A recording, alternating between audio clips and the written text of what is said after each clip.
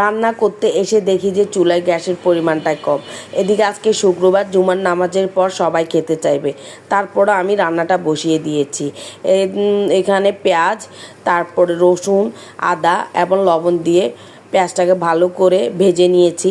তারপর আমি এখানে এলাচ আর দারচিনি বাটা আর হলদের গুঁড়া, মরিচের গুঁড়া, জিরা দিয়ে একটা পেস্ট বানিয়ে ওটা দিয়ে দিলাম। আমার মশলাটা প্রায় কষে এসেছে, এবার মাংসটা বসিয়ে দিব। যদি বসে থাকতাম তাহলে আজকে আমার রান্নাটা অনেক দেরি হয়ে যেত। সব কাজেরই কিছু না কিছু সুবিধা অসুবিধা বা বাধা বিপত্তি থাকে।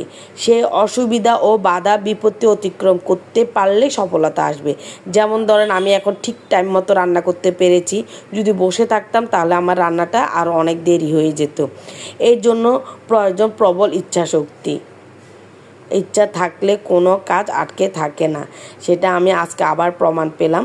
তো মাংস কষে যাওয়ার পর আমি আলুটাও দিয়ে দিলাম। এখন ভালো করে নেড়ে চেড়ে আবার ঢাকনা দিয়ে দিব।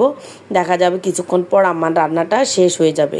বন্ধুরা, যারা যারা আমার ভিডিও দেখছো অবশ্যই লাইক কমেন্ট করে আমার পাশে থাকবা। যারা ফলো দিয়েছো তাদেরকে অসংখ্য ধন্যবাদ, অসংখ্য ধন্যবাদ। তবে আজকের মতন আমি এখানে বিদায় নিচ্ছি। আল্লাহ হাফেজ।